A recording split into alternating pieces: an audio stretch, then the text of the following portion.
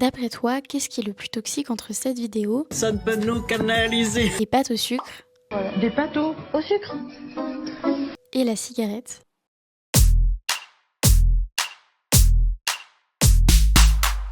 En 2003, un pharmacien chinois dépose le brevet de la cigarette électronique. À l'âge de 47 ans, il développe un objet qui recrée la sensation de la cigarette mais qui est moins nocif pour l'organisme pour l'aider à arrêter de fumer car il est addict à la cigarette depuis ses 18 ans. Voilà le travail. Pas mal. Big brain. La Public Health of England, aujourd'hui connue sous le nom d'Agence de sécurité sanitaire du Royaume-Uni, estime que la cigarette électronique est à 5% du risque d'une cigarette classique.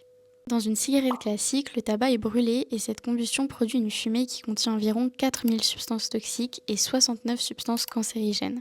Ce n'est pas la nicotine qui est dangereuse pour la santé, bien qu'elle entraîne une addiction, c'est en réalité le processus de combustion du tabac, et plus précisément les substances produites par la combustion. Bah ouais, logique.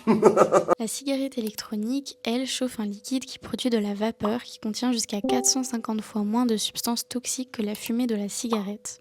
Les substances cancérigènes présentes dans la cigarette classique ne sont pas présentes en même quantité dans la vapeur de la cigarette électronique. Le risque de cancer lié à l'utilisation de la cigarette électronique est donc plus faible comparé à l'utilisation d'une cigarette classique, mais il n'est pas nul. Wesh. Ah, tu découvres? Oui, oui. Ah, je pensais que t'étais au courant, moi. Non, non, non. La cigarette électronique peut être une bonne alternative pour des fumeurs, mais reste déconseillée pour des non-fumeurs. Si tu as aimé cette vidéo, n'hésite pas à t'abonner, à liker et à nous laisser un commentaire.